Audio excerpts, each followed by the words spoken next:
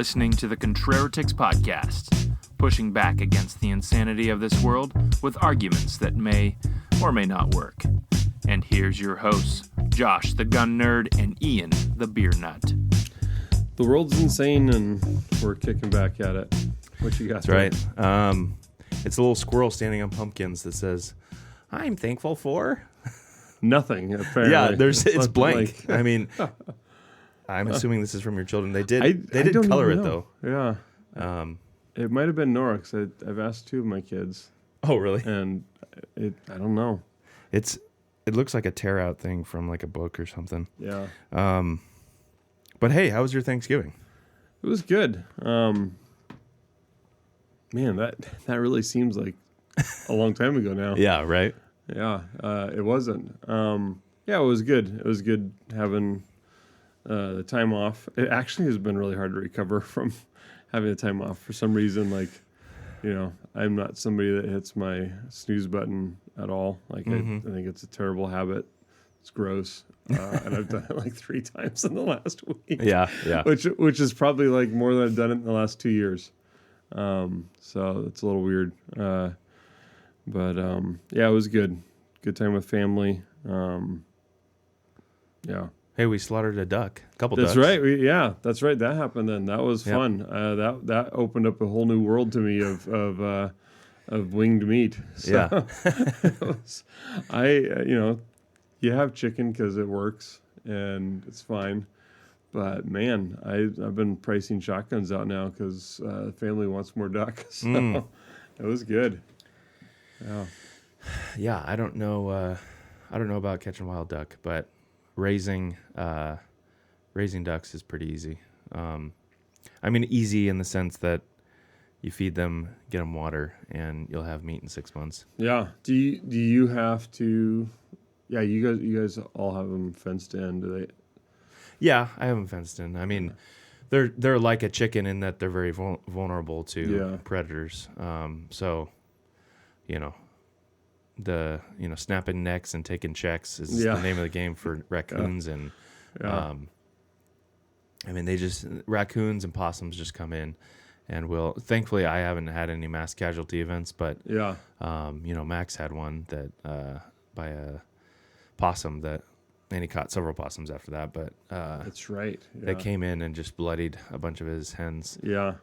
They're just interested in, mass mayhem. They're not actually hungry all the time. Just want to watch the world burn. Exactly.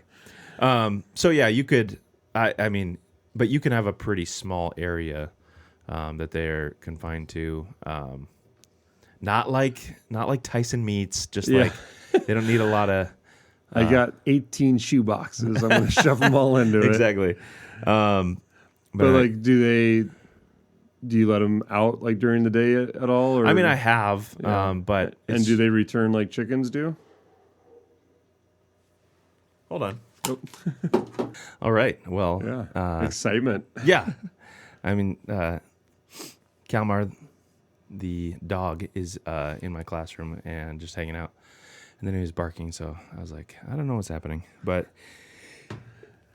yeah, so I think we're talking about free roaming ducks. Do they return back to their enclosure like chickens do, or typically I have like a little mobile fence that, like, when I let them out, they just have like little stakes that I put in the ground, just because the whole property is not ours. Yeah. And mother-in-law doesn't appreciate it when the ducks are in her garden. Yeah. That's understandable. I mean, they eat slugs, though. They do eat slugs, but they also eat whatever else they want. Yeah. Which I've never understood that part. I don't know how people do that where like they use the ducks for slug control. Yeah. But they must have a ton of slugs. Like they come in, they eat all the slugs and don't have time to get to the veggies or something. Yeah, I don't know. But yeah, they don't. They want to come back to their water source and food source and stuff. But the best situation that I've had was when I had a male and a female, and they were like just always hanging out together. Okay. because when you have two males can get along too. But when the ratio is too off, like if you have 4 males on 1 female, it's not going to be good for that. It's going to be rough. Yeah. But yeah, I mean, so, but I think ducks are messier in the sense that they love to make mud. Okay. And they love to, just make a big mess. But so they're going to basically clear out. I mean, probably not the same as like goats or whatever, but they can kind of clear out an area a little bit. Yeah, I mean, they would take anything down to. They would avoid sticker bushes and stuff like that, but they would take all the grass and weeds and everything. That's right. We were even talking about this at the last podcast, I think, and then that's what got us into doing the duck slaughtering. Yeah, I was saying how I need to get rid of ducks, and you're like, I think I will. Yeah. And I smoked them up with some pecan pellets and I can't remember what else I did, but but it's not, it's never like comfortable, taking a life. No, it's really not. I hate it. I really do. Yep. Yeah, it would take a long time because I've probably gutted and skinned half dozen or more deer that were not my own because I'm not that successful, but I can't count how many birds I've butchered, killed, and all that. Guns actually do make it a lot easier. Like I've shot just in that you're not like cutting the throat. Right. I've shot a few mountain chickens, and that was kind of. I remember the first time going out hunting. And it was more like, hey, we're gonna go off-roading, and then if we find some things. I think it was ptarmigan.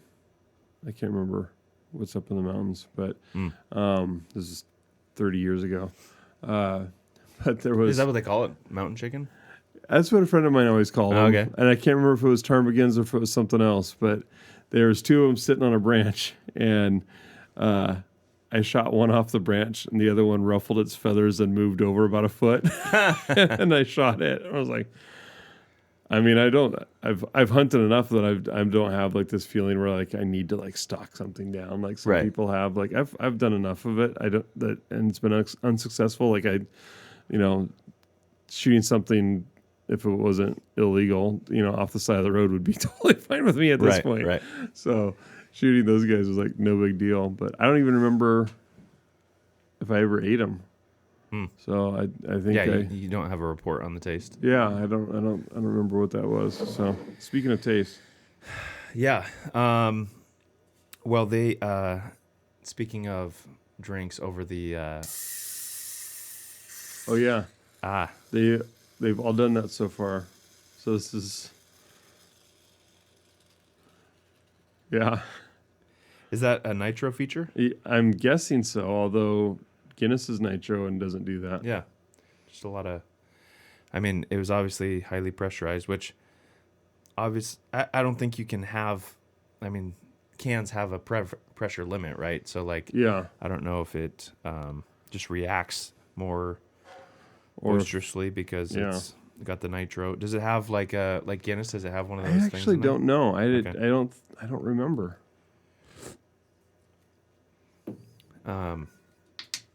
So this is a black marble stout. What I was about to say a second ago before this thing exploded was we did the I bought some Underbergs for our dinner people. The little bitters that we did the other day. Yeah. I don't think we actually said anything about it on. Oh yeah, we did that for a short or something like that. I don't know if it would. Yeah, and I don't even think I posted it yet. Maybe I'll post it. Yeah. Well, you did it. You were holding off for this, so that way it would. Right. Exactly. Yeah. Exactly. So it's basically like a. It's a little. I don't know. Is it 2 ounces? Yeah, maybe. Of bitters. Yeah, one of them I brought in because I was sipping on it. Yeah. Yeah, so it says that it like settles the stomach and, It's a digestif. Digestif. It's from Germany. It's been around for a long time. Yeah. What does it say? Water, alcohol, natural flavors from herbs and roots of the genus Gentiliana. Yeah, what does it say? After a good meal. Okay. I'm going to go... aperitif? Hold on. I'm going to go pull the curtains for the dog because I'm thinking he's barking at birds. I don't really know. Okay. But it's annoying. All right. We're back again. Yeah, right? What? We just split this up into 3 podcasts. We can't remember what we were talking about 3 seconds ago, let alone 3 minutes ago. We were talking about Underberg. Underberg. And did that help you digest your Thanksgiving dinner? Yeah, it's kind of a fun thing for people to try that they've never tried before. Yeah. And it's not meant to be it says explicitly on it, in their prescription, not to be sipped. You gotta it's pound supposed it. to be like a digestive aid. In the form of natural bitters. Just under 3/4 of an ounce. Mm. So, and at 44%, most people aren't going to notice that. Yeah, it's not like a... I had one friend that drank a half of a 5 ounce, he drank half of a beer? A 4 or 5% beer and felt tipsy one time. He was half Vietnamese, and he attributed it to that. Anyway, yeah, I've seen these starting to pop up around. I know the company's been around a long time, but they just I've heard they're at some gas stations and stuff like that. What did it say in there? 1846. So I've been around a while. A couple weeks before Washington was a state. That's for sure. That's right. But this is a Nitro, dark marble stout, black marble stout. Yeah. Sullivan's Brewing Company, Kilkenny, Ireland, established 1702. So we're all about the old stuff. The old stuff. Yeah. Hops, Admiral, Magnum, Goldings. It's got a nice. That is what I expect out of an Irish stout. Dry. Yeah, it is dry and got some nice head on there. Yep. For that nitro pour. And you know what? Having it sit for a few minutes as we roamed around, taking care letting of dogs people and student issues and things like that. It's a Friday, but sometimes students forget things. So, but it having it sit for a bit is actually a little bit nice. Yeah. And it's only like a 5.1%. So, I like it better than Guinness. Yeah. The texture is better. Yeah, it's not one that... got a fly in my beer. It's like, that's some weird looking foam. I'm like, no, that's not foam. That's a gnat. That's funny. They do... the fruit flies do tend to find us in here. Yeah. But yeah, Sullivan's... Oh my goodness, this website has asked me twice already if I'm over 21. I've gotten younger since I first looked you up. So back in 1702, in the middle of Kilkenny City. I always like the breweries that go way back. It's just fun. Have you been to Ireland? No. Okay. No, I've been to Scotland, England, France. Okay. Did you go to any breweries or distilleries or pubs? No, I was in high school. Well, and it was a school trip. Yeah. No, but that I would love to go to. Oh man, it would be a couple fun. Place over there. Yeah. Yeah, I've spent more time in places that don't speak English when I have been over there, so it would be kind of fun to. I mean, even going to the East Coast and going some of the historic places, yeah, you know, more historic than here. Yeah, right. I mean, goes back. I mean, some places to early 1600s. You know, depending on where you go. But, yeah. I don't know about your guys' Thanksgiving, but you know, it always brings up opportunities, usually to brush shoulders with family and, you know, just. Various people's own traditions and things like that. We had some family, some friends over. But just as we're thinking about Advent and how to do traditions well, how to you know, feast well while, you know, remembering things of spiritual significance and also indulging in good physical things that God has given, and just being able to like sit down and enjoy a feast. Yeah. While also, like celebrating the thing that it, you know, memorializes. Yeah. How to do that well, because I think we have examples of those who have, you know, traditions that, you know, have, gone more the monk route and said, Yeah.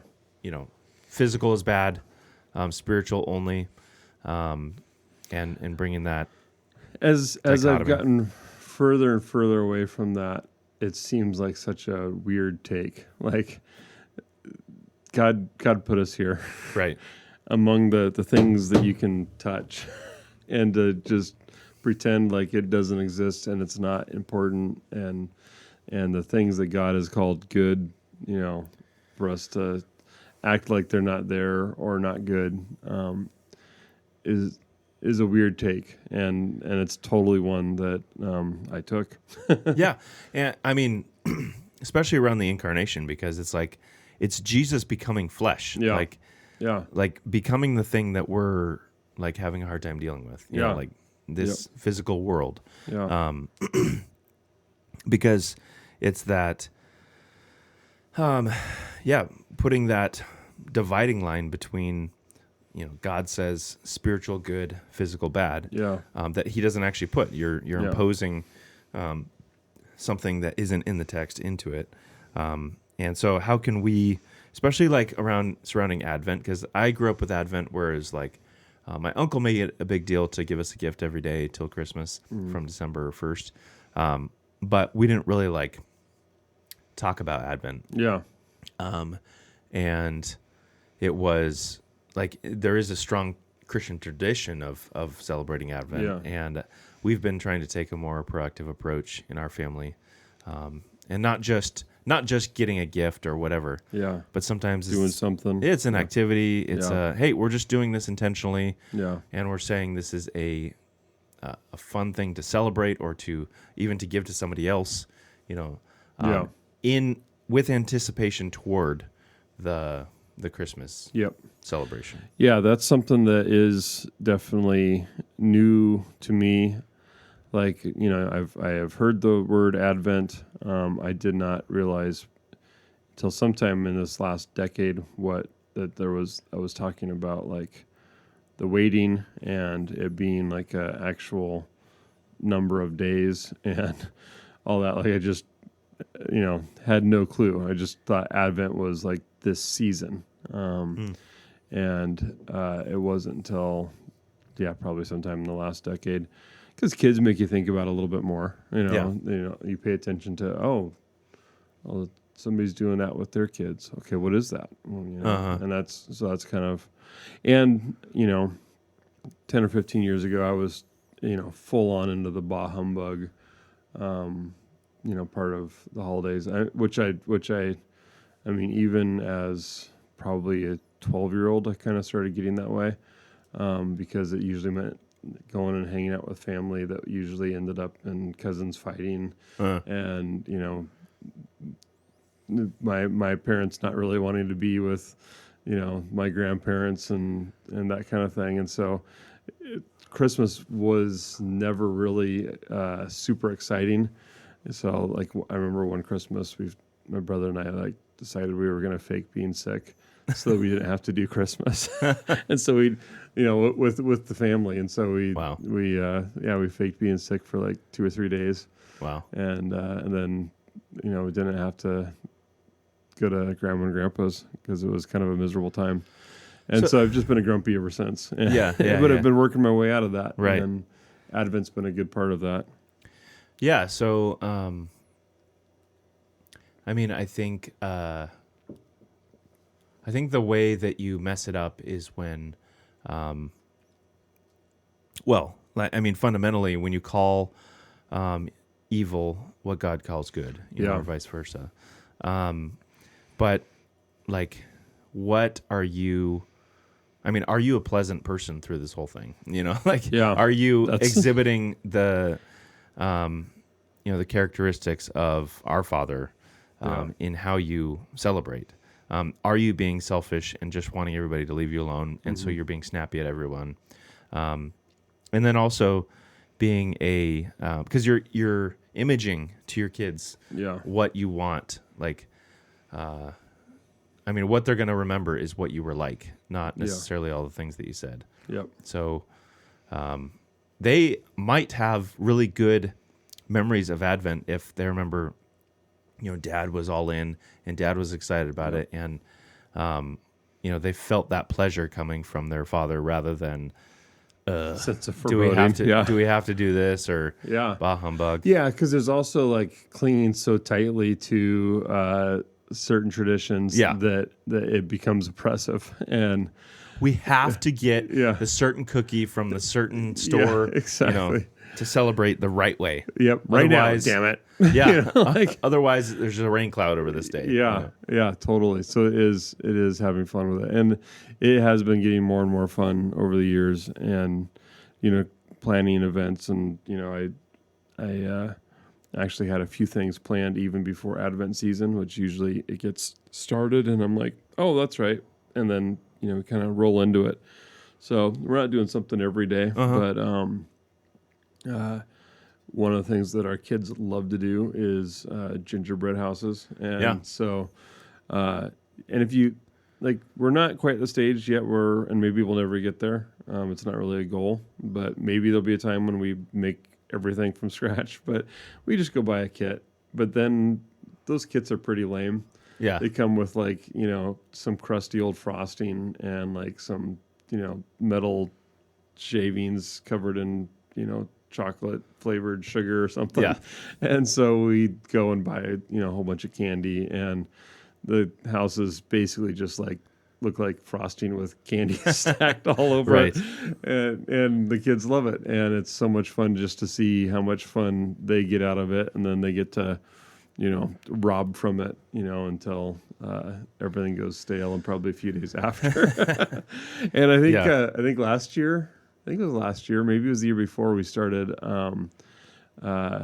once they were robbed of everything, then we took them out and shot them with the BB guns. Oh, nice. So it was fun, because nobody wants to eat that cardboard gingerbread. We did try to make gingerbread one year, and I'll have to ask him, because I don't remember exactly, but I think it was more difficult than we were thinking, in terms of because it has to have structure. Right. Yeah. And it has to have, you pretty much need to cook it in the shape that you want it. Yeah. Unless, because it's pretty brittle. Yeah, it's pretty brittle if you try to cut it. So you have to make breakable sections of it. So even if it is whole, that you can snap it off with those break points. So the people, most people default to graham cracker, which is fine for Sunday school. Yeah. But it's like, come on, it's called a gingerbread house. Yeah. So we got to have some gingerbread. Well, and there's something in me too. Our kids have had more wine in their life than grape juice, just in general. Not even for communion. Yeah. And graham cracker is another one of those things that came out around the time that Welch's did. Which was a for both of them, if I remember right, it was like a pseudo-Christian desire to eat trash because it's not. I mean, it was basically you shouldn't have something that has too much character to it. So here's a really lame, cracker that will give you the only nutrients you need because you don't need to actually have flavor. Right. And so grape juice and graham crackers are things that just are antithetical to, what we believe. And so it came from Sylvester Graham, a Presbyterian minister and early dietary reformer. Yeah. What is a Presbyterian minister doing reforming diet? I mean, like, unless you're not reforming your unless it's going back to red meat and wine. You know, like, what are you doing? Yeah. He preached that many of society's moral failings, especially sexual excess, came from unhealthy, overstimulated foods. To combat this, he promoted a strict diet focused on whole grain flour, simple, bland foods. Avoiding sugar, spices, alcohol, meat, processed. So, against all the things that boring. Exactly. It's just... The original graham cracker was made from unsifted, coarsely ground whole wheat graham flour. You know why it was unsifted? He didn't have the energy to sift it. That's why. It wasn't. The original, because I'm like... He said to get away from sugar, and they have a ton of sugar. Yeah, but it says the original was unsweetened and quite hard. Yeah, the original is even worse than the graham crackers that you got right now. More like a dense whole grain biscuit than today's snack. You're really selling it there, buddy. Could you imagine that, like on the package, dense whole grain biscuit? Right, does not expire. Well, I mean, that's similar to how Kellogg's started. Yep. Yeah. The flakes. Yeah, there was a whole food movement then. That was that wasn't Presbyterian. That was Didn't he was trying to do something for his son's health, if I remember right. Spilled some on the stove, they flaked, and then they were tasty. He was experimenting with wheat dough for a healthy bread substitute. One day they left it out sitting too long. The dough dried. When they put it through the rollers, instead of making a sheet, it separated into flakes. This became cornflakes. Later, they added sugar. Yeah, lots of sugar. Yeah. So, I guess that wasn't such a religious beginning to that. But there have been many, through the years, there have been many reforms to try to reform man's like sexual temptation or reform their spiritual being through food and making all types of weird dietary restrictions, which Paul talks about, don't eat, don't taste, but don't enjoy. I think the way we get it wrong is when we over spiritualize or under spiritualize, like we put all, we try to, we're like, when you're preparing your turkey for Thanksgiving, we're like taking one of those injectors, and we're like trying to just stuff 4 as much pounds of butter in it. how much Jesus into this into this thing in the wrong way, like in an unnatural way, where you're just like, hey, before you take that bite, before you drink that, Josh, make a prayer, or like exactly. Before we can do this thing, we need to pray. Which make it a habit of regular prayer, but that should just be your normal way of life, like not a you can't enjoy that unless you're, spiritualizing it. But then we can also suck everything out of it and just be like, whatever. Jesus doesn't care about that. Just go do the thing and forget about what it means. Take any course of study, like anything, and dive into it for a little bit and find out how much Jesus cares. Like how much God cared about something to make details that we would never know about. Yeah. Like, everything comes back to a lot more detail than, and complexity. Like, there's all that complexity. It's not there for us to ignore. And so it doesn't mean we need to make Christmas complex. Like, that's the cool thing about it, is you can also enjoy the simplest forms of things. Totally. Yeah. But going to, like, because one of our Advent things is we go to Chick-fil-A and we go look at Christmas lights, it's like not a big thing. Also, we don't eat out a whole lot, so it's special-ish. Yep. And it's just like a thing where we're blasting, the wonderful Christmas tunes of the season. Totally. And just going around Glen Eagle or wherever to look at Christmas lights. Yep. And just doing a thing because you take pleasure in your kids, and Seeing them smile is the best. Like, right. Yeah.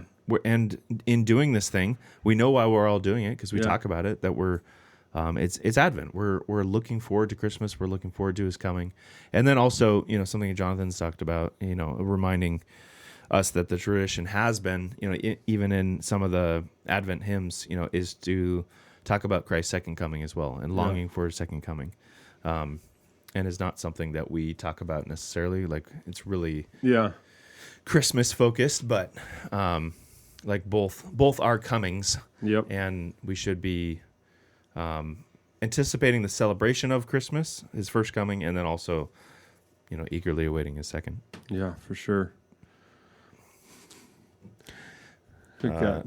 How's it going, Luke? We got someone joining us. Come here. What are you up to? Nothing. Nothing. Do you like Advent? Yeah. How about you come here real quick? What do you know about Advent? We haven't really talked about it as much because it's something I'm trying to figure out. But what do we do for Advent? Eat. What did we do last night? We did about building gingerbread houses. Yeah. Was that fun? Yeah. What did you put on your gingerbread house? Gumdrops and mints. Oh, yeah. And Did you just put a little bit of frosting on it? no. You put a lot of frosting on it. Nice. Yeah. Yeah. And did you sneak some off for breakfast? No. I think you did. Actually, yeah. It smelled kind of pepperminty when we walked out the door. What's something else we did? I'm trying to think. We got that Monopoly deal. Oh yeah. So yeah, we've got a Monopoly card game. You guys played that this summer? Yeah. And so we decided, we need it. That's kind of especially cabin life. When if you go outside, it's darker than the inside of a closet in the middle of the day. So we try to have a lot of fun inside, and so we've been playing Monopoly card games. Oh, That's nice. probably putting a lot of noise into the microphone. What is that thing you got there, Luke? A snake. A snake, like a little 3D printed thing. Yeah. Nice. How'd you get that? Vacuuming and doing a whole bunch of other stuff. Yeah, he helped clean up the 5th grade classroom. Oh, nice. Yeah. Sweet. Yeah. We got to come in, and he's been wanting to come in and hang out on a Friday. Okay. So, and he's also been really wanting to do some work to finish off what he needed to do to dig into the 5th grade sticker box. So, Oh, yeah. So he saw that there was a snake in there. So There you go. Yep.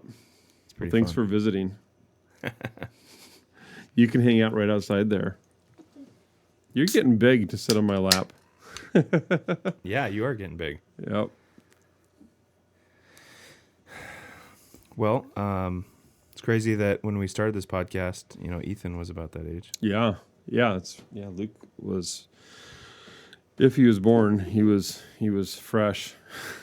Yeah. So it's 7 or 8 years, somewhere around in there, I think, right? Yeah. 2018. So Yeah. going on. Oh yeah. So he's Going on 2. 8 almost. Yeah. Yeah. Oh man. Yeah. It smells like a JoJo. Yeah. It's a JoJo. It. What? What's a JoJo? Are you actually asking or? Yeah. Oh, it's their version of Oreo. Oh really? Yeah. Whose version? Trader Joe's. Trader Joe's. Oh, okay. Yeah, so they have like peppermint JoJo's, and they have their Okay. own. Because I was like, because like we used to get JoJo's at like either gas station or Hagen's. Yeah, like the potato. The things. potatoes. I was Yeah, trying to think, what those is- are JoJo's too. Yeah. I guess so. I was like, man, how does that smell like a potato? I suddenly don't want it. I suddenly just want to pour it straight out without even trying. I know. I couldn't tell the look on your face. Yeah. But yeah, I've had those. Yeah, I just didn't realize that's I mean, what they're you can called. taste you can smell Oreo in there. Yeah, can't you? for sure. Little chocolate, little crema. Oh yeah, that's kind of a dry sweet, if that makes sense. Yeah, it's not like it's sticky on the tongue. Like really. Yeah. like really syrupy. Yep. Yeah, because it says chocolate vanilla cream stout, but it's spelled cream as Creme. But then when it's describing itself, imperial cream stout with cacao nibs, it spells it Cream. It's conflicted. So is it crema and then it's cream, or is it both cream? I don't know. I don't know. I don't care. It's pretty good. Right. Yeah. These are both. Even though this is definitely sweeter, they're both on the dry side of a dark beer. Yeah, and this is so Hardwood is the brewery that does this, and they are the one that did a peanut butter porter that was really, really good, and both of them were at Trader Joe's. And Hardwood, I went and looked at their website, and they've got like a pretty I took kind of 2 minutes to go blast through the whole site, but it looks like they got a pretty robust barreling program, and even like I can't remember what they called it, like a cellar club or something like that. They're out of Richmond, Virginia. Yeah, they have two locations, I just remember that peanut butter porter being fantastic. That was an imperial porter. I sound weird because I'm looking up at the wall. They have at the beer collection up there. They have a gingerbread stout family. It sounds pretty cool. They have like a gingerbread. Gingerbread stout, gingerbread porter, Christmas morning, which is an imperial milk stout with cinnamon, honey, vanilla, and then Christmas pancakes. And then bourbon barrel aged. I guess it's their spiced milk stout, bourbon barrel aged, and then Kentucky Christmas morning, barrel aged, which is a 12.2. So yeah, it sounds like they're pretty diverse in their offerings. Yeah. What I'm looking forward to locally here? I think it's tomorrow. Maybe it's next Saturday. The peppermint porter from Five Rights. Oh yeah, that one's pretty. Is that tomorrow? I don't know. We're going to it whenever it comes out. They're because it's basically the millibars with peppermint, I think. Oh man, it's one of those things where when I first saw it, I was like, oh man, I don't know. But then you have it. It's like, wow, that really works. It's not gimmicky. Yeah. That put into a barrel would be something else. Yeah. The millibars porter on its own is a really good, drinkable, smooth porter. And then you add peppermint, and it's just...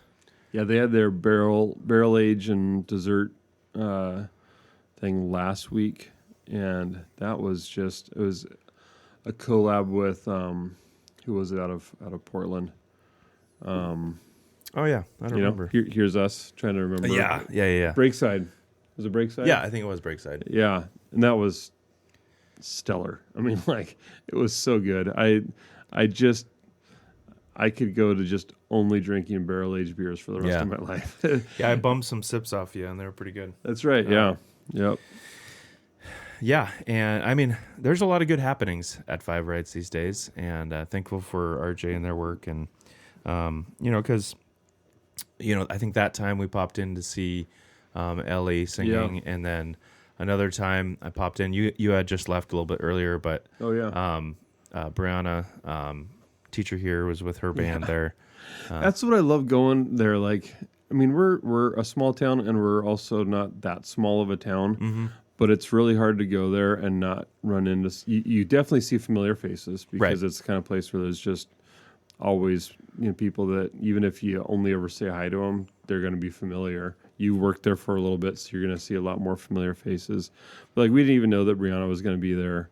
Brianna, I know. She says I'm not snooty or whatever, but okay, it's my equivalent of somebody with a lazy eye that I always look at the wrong eye. When it's Brianna or Brianna, it comes to when it's at the point it's coming out of my mouth, I'm like, I don't know which I'm one, but I got to pick. Wrong. Yep, totally. And it's going to be wrong. Yeah, yep. That's, yeah, I hate that. I know exactly what you're talking about. No, but I'm thankful for places like people like RJ and Christy creating things like Five Rights. Yeah. And like, it's not just that they started it and walked away. Like they're so invested. They are in it. actually cultivating the culture. Yeah. And I know it's hard to see in the weeds, for them. Yeah. I know they see people appreciative and stuff like that, but it's actually way bigger than what happens in those walls. It's actually just ruined us for wanting to go to another place. Like it's funny because to like go support gay beer somewhere. Yeah, exactly. I don't want gay Mexican beer. Right. Yeah. It is like it's or places that you can't bring your family. Yeah, or, totally. Yeah, it's. There's been so many times where we've been like, "Hey, let's go try something new," and we're like, "Oh, they're having like a drag queen night tonight," or they're so it's in Snohomish. Yeah, exactly. Yeah, they all are like that, and it's like, I wonder what the financial damage that's been done by little gay companies in Snohomish, like what that's done to everybody else. Because there's just so many times when, like, I honestly, if I go to a place and there's somebody that's working there that, they're a little too flamboyant, like, I don't care. Like, but as long as it doesn't affect the taste of the pizza. Yeah, exactly. Yeah. Or even the taste of the culture there. Like my rainbow flags need to be like reminding us that God's not going to kill us for being gay with a big flood. He'll do it by other means if we don't repent. But I'm so sick and tired of the death cult being forced into my eyes and down my throat and, put there in front of my children, and that I just don't want to support those that are just raging. You know what? You do you, and don't make what you do in your bedroom about, how you bake cookies or cakes or brew your beer. Like, Yeah, and I think like while because of God's natural grace to many and to all, those people can actually create.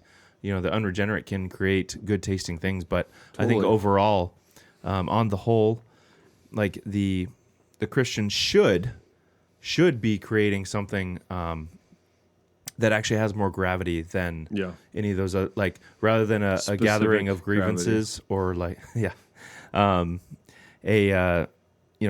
than just being united on like, because really, when they say love is love, really they mean you suck if you don't support. Yeah, we want your death if you don't support gay marriage or whatever. Yeah. So they're really more just about what they're against than what they're for, in many ways. And so, like, if you're actually trying to create a good thing and give it as gift to your customers and to your friends, and wanting to cultivate that community and culture, then it is actually going to create. The gross effect, the total effect is going to be actually better and sweeter, and they're going to have a more lasting impact. A lot of the times, like these breweries and stuff, a lot of times they were started by Christians that were actually trying to do a good thing for more than just brewing the beer, like Guinness and things like that. Yep, definitely. And that's RJ and Christy, like, started in their garage. I am so bummed that, like, literally used to brew beer every other week right around the corner from them. Like, I think I could walk down the street from where we were brewing. I remember and, like, see them sitting in there. that garage, and you guys would say, there's some guy brewing down the street. And I'm like, oh, interesting. And I think Grant would bring beers from him from time to time, but if I remember right, but I never took the opportunity to get down there. And so it's awesome that, like, now they just have that. I mean, it is they are brewing a community as much as they're brewing really good beer. And you see it all the time, like from, I don't even know how much we should let RJ, we need to get RJ back on and actually hear their stories. But yeah, he's too busy doing a good thing. He is. So it's a good problem. It's good. Which is something that we need to be doing, is getting busy doing a good thing. And, Exactly. Doing the Advent thing is a great thing for our families right now. We're looking forward to... Yeah, and look for ways that you can give to your children. Like, it's not in the tangibles. It's like sometimes fathers, they just want you to be present. And they want to go to work with you sometimes. They actually want to be woken up and go to work with you. Sure. Like today, it's great. I love it. Yeah, and sometimes every man has their own temptations. Some guys might be on their phone too much. Some guys might be on the woods too much, or the garage, or escaping. So like, lean into the thing that, like, maybe it's the Advent season that you decide to make a concerted effort to, it's a great time to start. Just be present, and watch your, once your children start, like, they might be like, oh, Dad, what are you doing? You don't usually do this or whatever. And you're like, yeah, this is what we're doing. You know, I mean, it's a great time to repent too. Like, right. There's like, no time like the present. Yeah, like, hey guys, you know what? Because they're like, hey, you were kind of a jerk, and now you're being like happy. So why is that? Well, because even when you get old, God can work on you.